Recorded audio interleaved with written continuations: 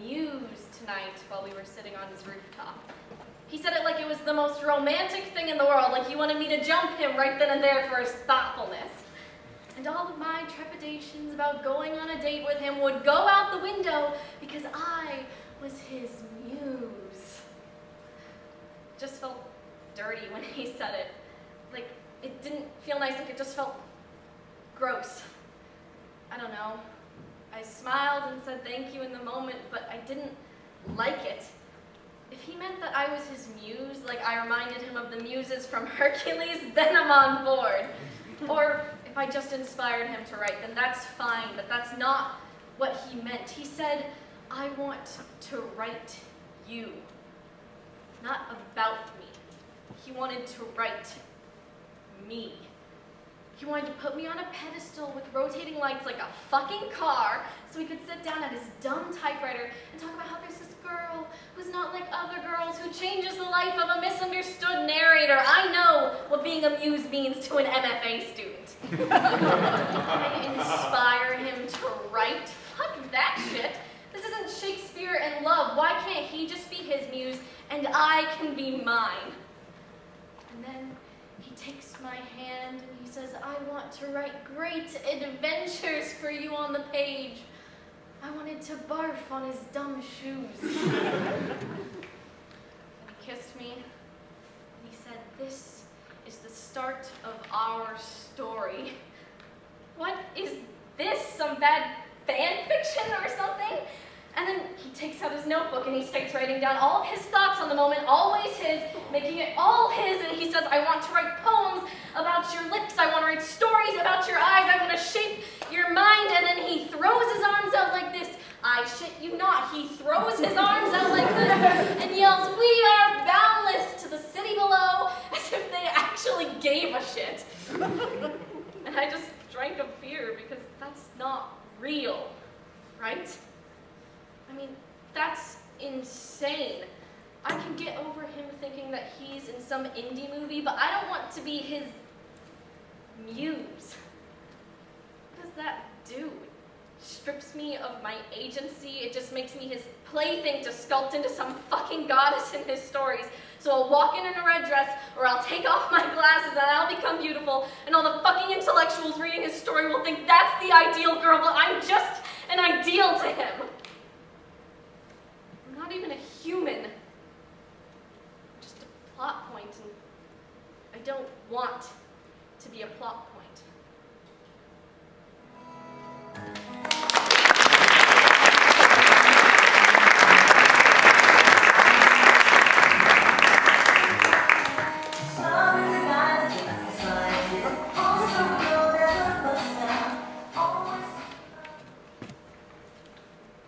My abortion is everyone's business and no one's business. It seemed to be the business of every protester standing outside Planned Parenthood chanting Bible verses at me. They knew exactly why I was there, and they made it their business. They were there to provide counseling and to call me a slut in the same breath. And they were there afterwards to spit in my face as I waited for my Uber. It was my Uber driver's business as he knowingly looked in the rearview mirror. Having a good day, ma'am? And then again when he dropped me off and told me to get some rest. It's the business of every person that has an opinion and access to the internet. It's the business of every lawmaker who dangles legal abortions over our heads and then yanks them away like a cat toy. It's the business of CNN, MSNBC, and Fox News. And it's the business of my boyfriend, who had to talk to his pastor about it, so I guess that makes it my boyfriend's pastor's business, which I guess makes it God's business too? And that's a whole lot of people up in my business. But then again, it's no one's business. I expected when I walked into work the next day that all the servers would be able to know that I had an abortion, that they could see it on my face, or that my uterus would give off some low-frequency hum saying, abortion was here!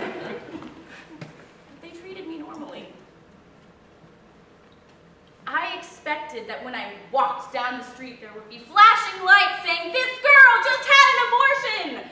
Or that I would be branded with a scarlet A for abortion. And every day when I looked into my mailbox, I expected an avalanche of "Congrats on your abortion" cards, or scathing letters telling me that I was a murderer in the face of God. But it was always just my electricity bill and a book of coupons. Everyone cares so deeply about my abortion, but no one really cares.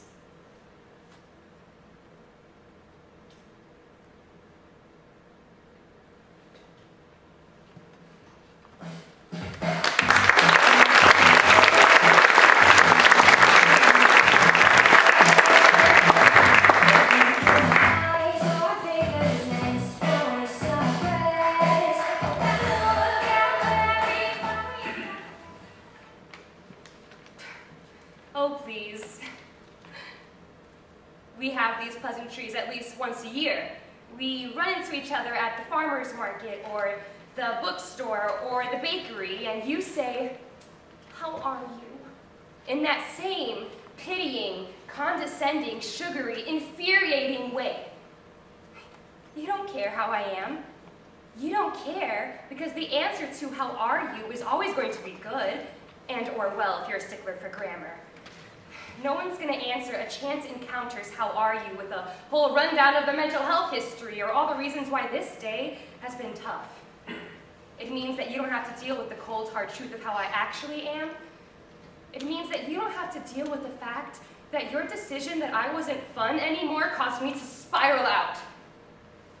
It means that you don't have to deal with the fact that I graduated high school without a single friend.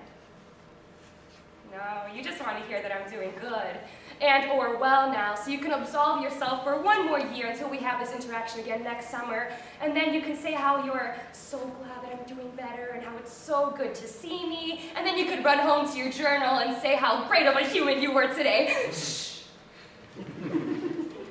I'm going to tell you exactly how I am.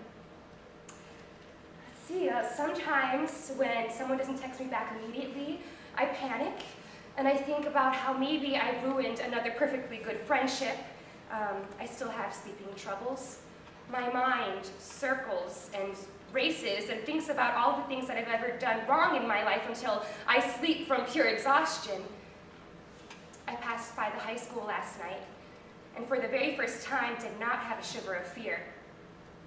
And I can't stop thinking about that time in 2012 when I said "you too" to the waiter when he said to enjoy my lunch.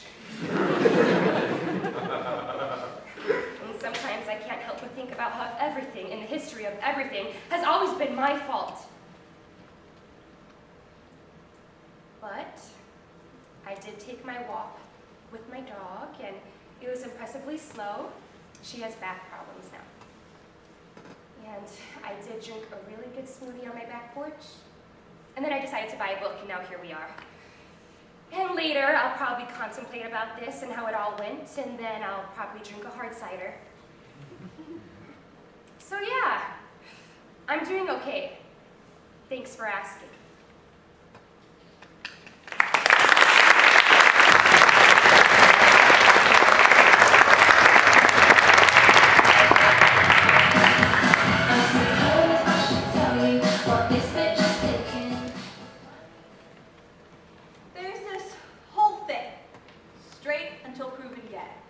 That means every woman that I meet is automatically straight. Yeah, I think she's cute, but I never let myself have a crush on her. That's not really how it works for me. There are more steps than that. In elementary school, I just decided a random guy to have a crush on during a game of Truth or Dare. And then I let him consume my thoughts, because that's what all my friends did. And I never really liked him. Then my friends would tell him on the playground that I liked him. All because I just picked someone. I like him.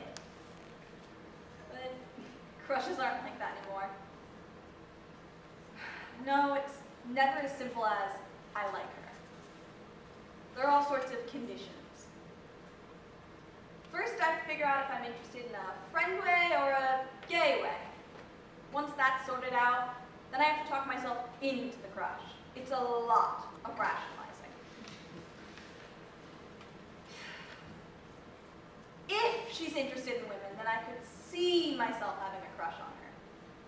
But then I actually have to figure out if she likes women. This is a pretty important step. One of my biggest turnoffs is the person not liking me. I'm not really one to pine after someone who likes someone else. So it's pretty important to figure out if they're even interested in my gender, let alone me. I ask around until I get a for sure answer. I can't trust my gaydar, it's faulty and fake. Anyway, if I figure that out, then I can finally drop the search or venture forward with a crush. At that point, there's so much measuring and uncertainty that sometimes it's hard to ignite the spark. It's exhausting that I can never just become enamored with someone. I can never fall in love at first sight. It's not ever about passion first, it's about possibility. So even a chance I could end up with this person. I have to calculate to make sure no one breaks my heart simply because they don't play for my team. That's not a risk I'm willing to take.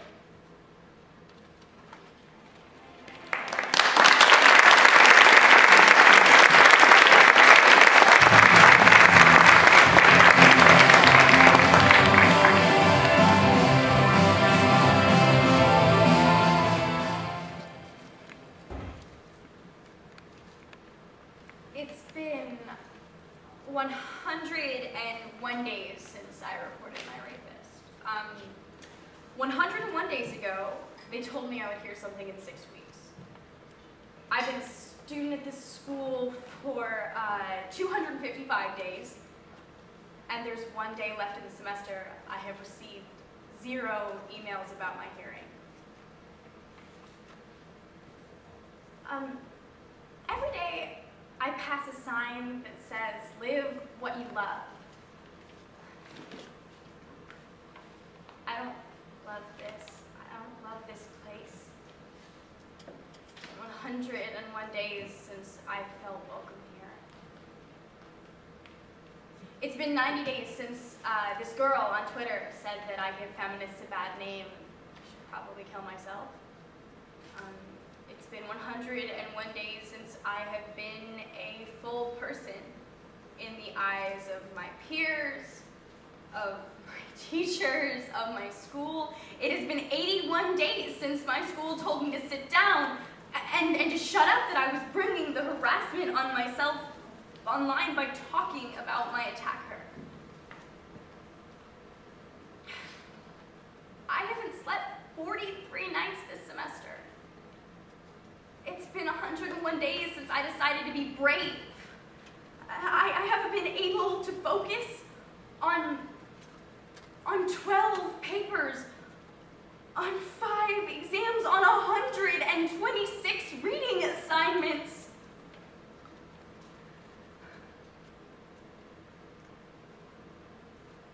When 101 days ago, I decided it would be easier if I reported him, and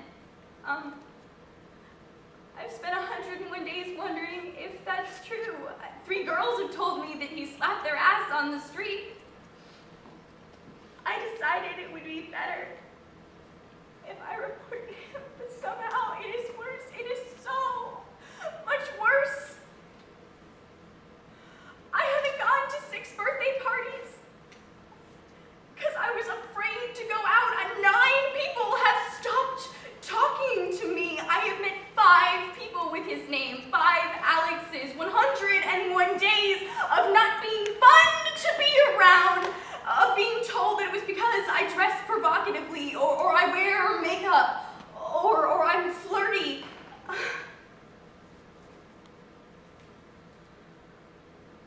For 101 days, this has been my life. And I guess from now on, they just expect me to take it 101 days at a time.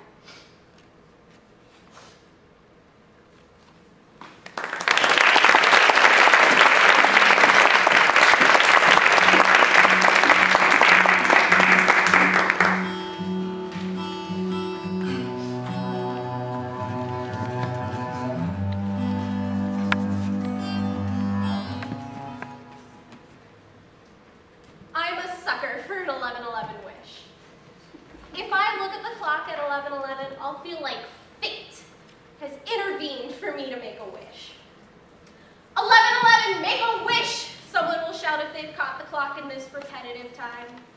And then we'll all close our eyes and wish real hard, and then never tell anyone ever, or else it'll never come true. I always took 11/11 wishes too serious. Like, I didn't want to be an unreasonable wisher. So sometimes I would wish for the attainable. I wish for spaghetti for dinner. I wish I could fall asleep. I wish class would end. That way, I could trust 11/11. I knew it had my back and that I wasn't asking too much of it. So then, every once in a while, when I closed my eyes and wished, I want to be a movie star, the universe was taking it into consideration. Well, she hasn't asked for too much recently. Mr. Universe produced for himself. I'll see what I can do. And then he put it on his to-do list. Make Sarah a movie star. With a line of question marks after it. The universe was thinking about it. I know that wishes don't really come true. That a clock can't grant wishes just because I happen to look at it at the right time. But I can't help but hope. It was the same way with Santa. I knew logically it didn't make sense that there was some old fat guy flying around the world to bring me the Barbie dream house. But damn did I want to believe that it was true. To this day, I still close my eyes at 11/11 and let my brain whisper to the universe, I want to be on TV. And then, I'll add, just so the universe knows that I'm laid back and understanding, a job in PR would be fine too. Or maybe just some good tips at the bar this weekend. It's the same thing on my birthday. I've stopped blowing out my age candles, and instead my parents put one giant candle in the middle of my cake. But I still blow it out with a wish. And I still wish on the first star I see in the night sky, even if it's obviously the space station. But this is how I know to build my future. To make wishes I know can never come true, but in the back of my mind, I still hope that they can. Nobody ever taught me how to balance a checkbook, but I sure as hell know how to wish on a shooting star.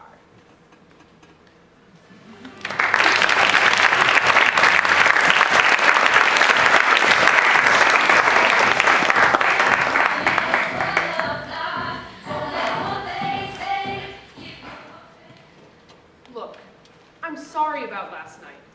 I was drunk and I said things that I didn't mean. Well, I meant them, but I had no filter and I shouldn't have said them. I care about you, and that's why I said them. I guess that's no excuse.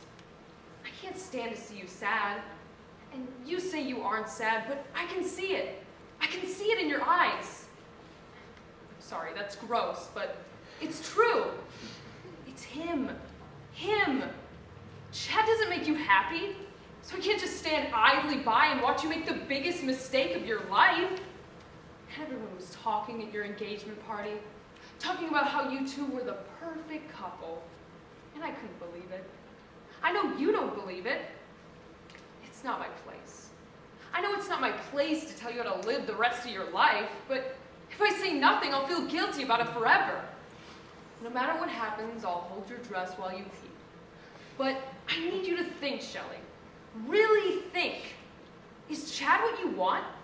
Forever? For the rest of your life? Don't answer that. I can't stand the answer either way.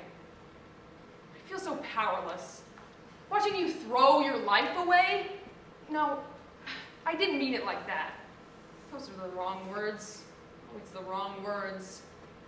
But what happened to your big plans? You're gonna change the whole damn world, or at least parts of it. Now you're just content to be some guy's babe. I want what's best for you, Shelley. And maybe someday I'll eat my shitty words when I realize that this is what's best for you. I love you, Shelley. I'm in... your best friend. And I would walk to the ends of the earth for you. I will go to every wedding cake tasting with you. I will throw you the best bridal shower. I will walk down the aisle to that fucking Chris Brown song, if that's what you want. I want to do all this for you. With you. And if you look me in the eyes and tell me that this is what you really want, Chad, his life, that stupid fucking dog, then I will do it all without another word, drunken or sober. Just tell me what you really want.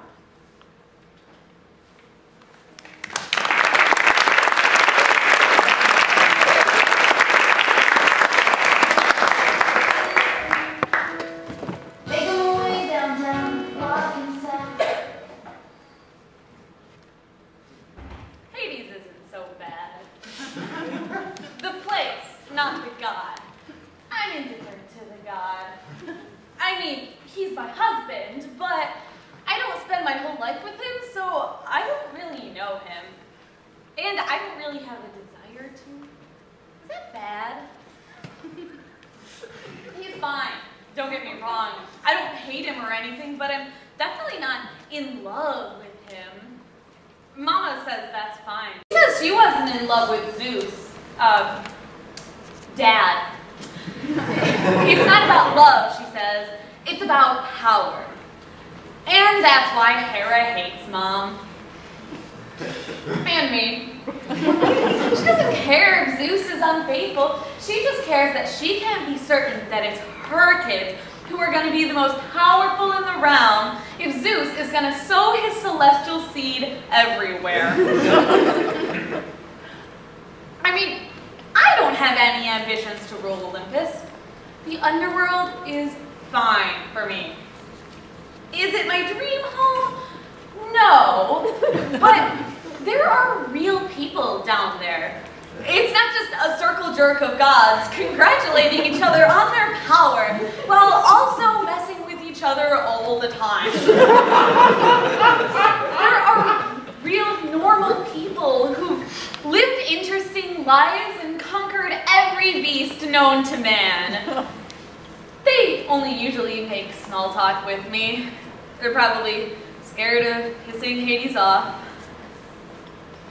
I get that. I mean, I'm not scared of him, but I can understand why everyone else might be. I mean, you don't exactly get a good rep when you're the one who put Sisyphus on that mountain. So, I don't really resent living in the underworld. I'm sure it can get lonely, but it's cool down here.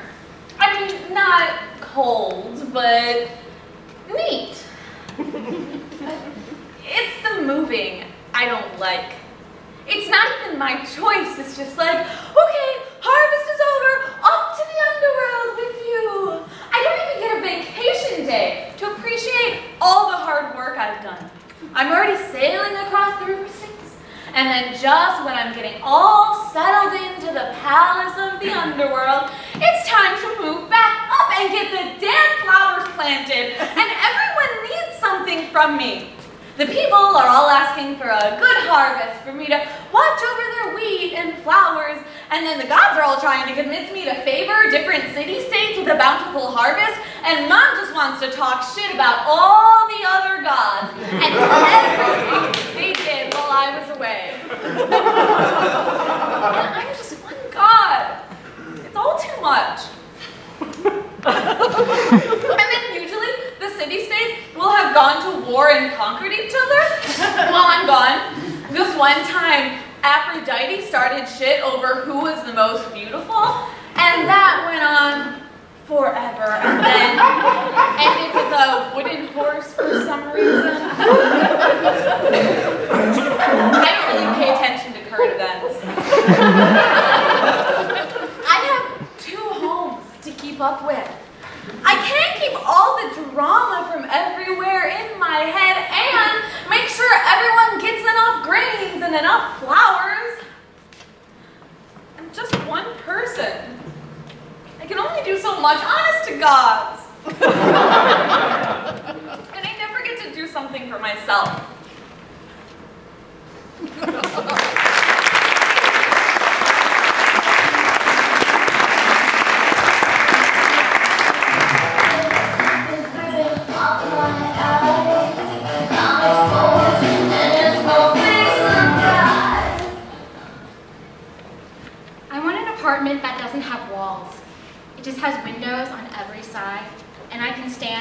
window and look pensive while the whole city lights up below me.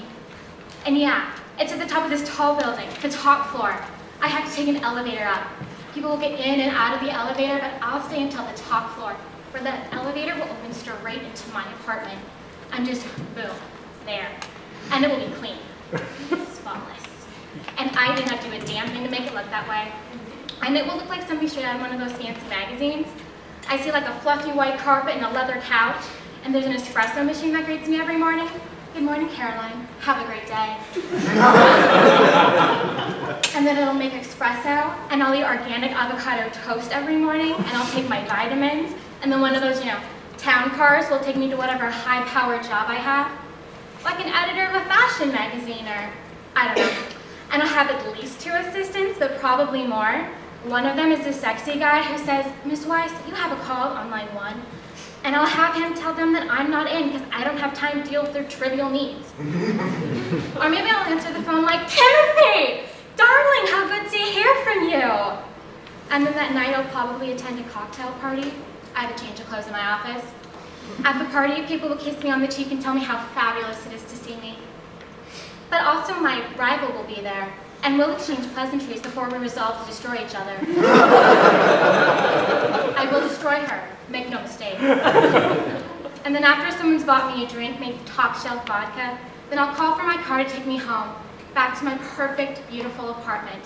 And I'll drink a glass of wine in a silk robe and look out over the city, knowing how much better I am than every other person walking those dirty streets. And that is what I want.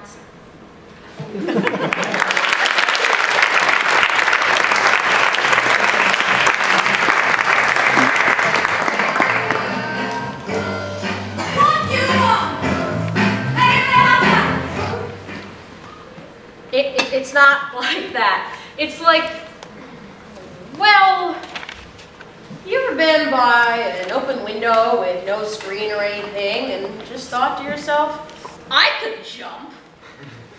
Not that you were going to or that you'd even want to, but that you could, in that moment, jump out the window. It's not from the self-loathing or feelings of worthlessness, Lord knows there's plenty of those, but it's just morbid, truly curiosity. Sometimes I stand at my window, 14 stories up, and think, I could jump, but I don't. It's like when I was younger, and I watched my dad building in the garage. He'd get the table saw going, and I'd think just how easy it would be to stick my finger in there. I didn't want to. I was just entranced by how simple it all was. Or, so I'd begrudgingly followed him around the grocery store. I thought about how effortlessly I could pocket a fruit leather. And sometimes, when someone's face is in perfect range, I think about how satisfying it would be to punch them right in the face. And sometimes I wanted to stand in the middle of a crowded room and scream at the top of my lungs, but I don't. It's not like I'm actually gonna do this shit. It's just the great what-ifs. What if I stole that food? What if I got all my fingers chopped? Jesus. What if I punch Sam in his face while he's in the middle of this story?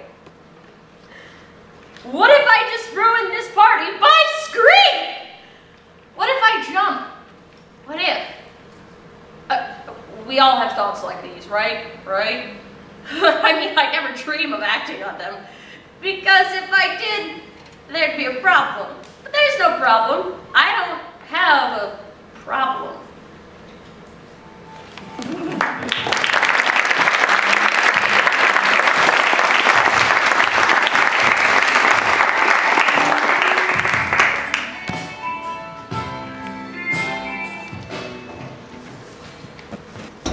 As much as I preach about being a strong, independent, beautiful woman that don't need no man, there's a part of me that would really like one. A man, that is. Most of the time, I'm able to walk through the world, happy to have my myself as my other half.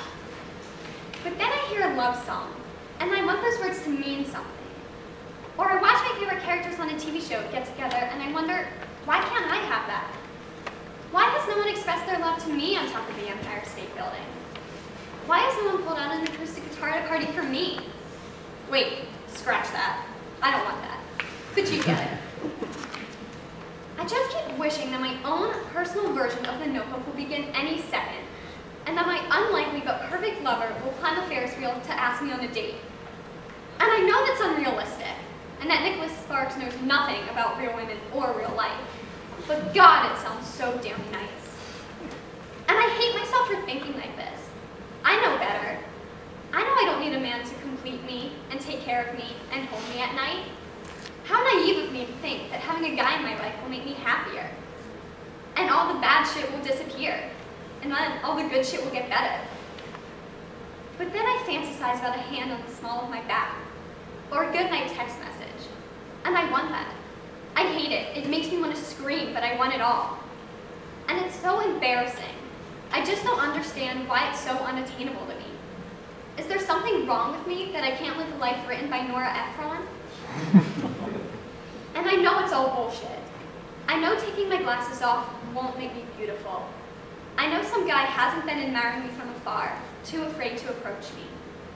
I don't receive emails from a secret admirer, and I don't believe this is all part of fate's plan to help me meet the father of my children. I know Romeo and Juliet was a cautionary tale, and not the greatest love story ever told. I know Ross and Rachel are the worst, and will they, won't they is exhausting. I know I won't meet the love of my life in a 90-minute montage, but part of me hopes that it will happen to me, and then I'll have a beautiful story to tell my children about how I saw him from across the room and knew he was the love of my life. I buy into it on some emotional level, because ever since I first saw the Beauty and the Beast when I was 4, I thought how nice it was that the bookish beauty could find love and sing a few songs along the way. And I've been eating the same shit ever since then. I'm ashamed to long for something so unattainable. I'm pissed that I can't 100% say fuck that shit to pop culture. I feel so small, wanting so badly to be wanted by someone, the way I've learned I should be wanted. I guess what I really want is someone who can handle this whole mess of contradictions and confusion.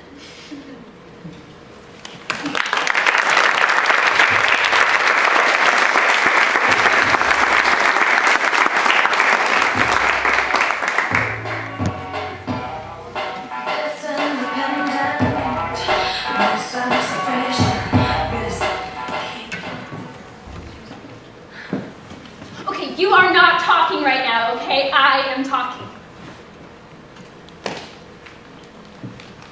You were supposed to be my ride or die bitch.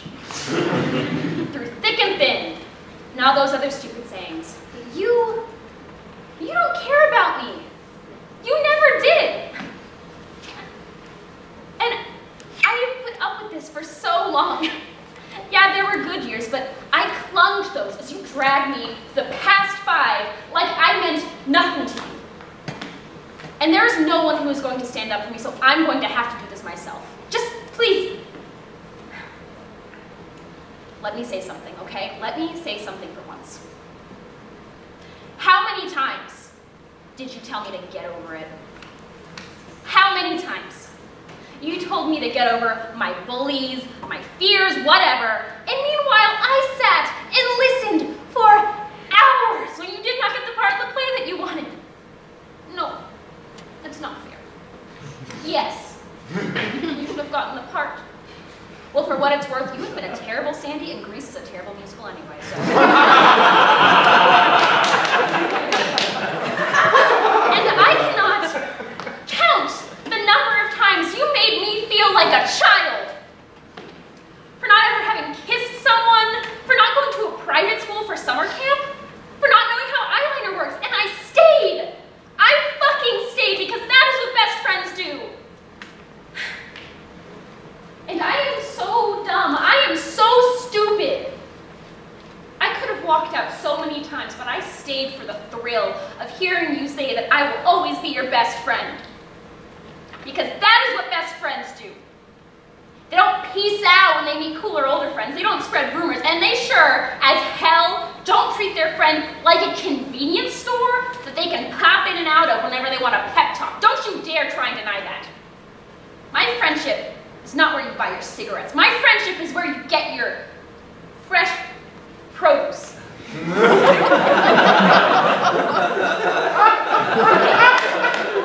look out away from me to get what I mean. And I know that people hurt each other sometimes when they don't mean to. I know I've done that. But you were just so intentional and calculating. You coaxed out of me who I had a crush on and then immediately started flirting with him? Sitting on his lap and walking arm in arm with him down the hallway? Well, he's gay now, so joke is on.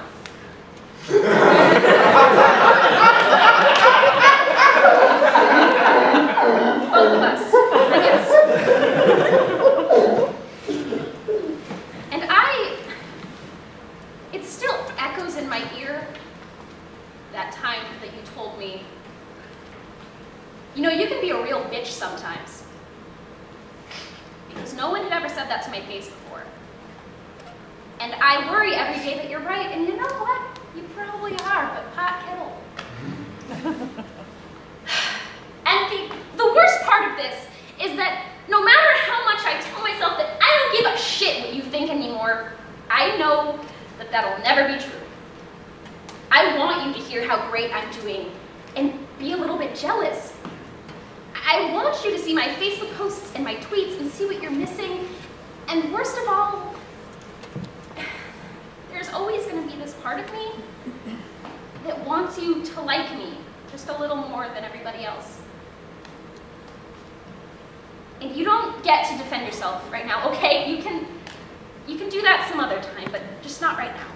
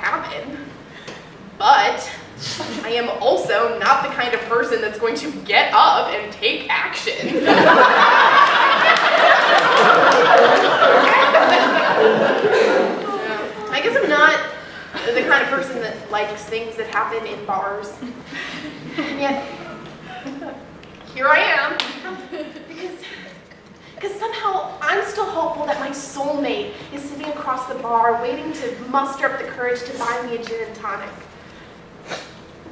Not that I think you're my soulmate. Because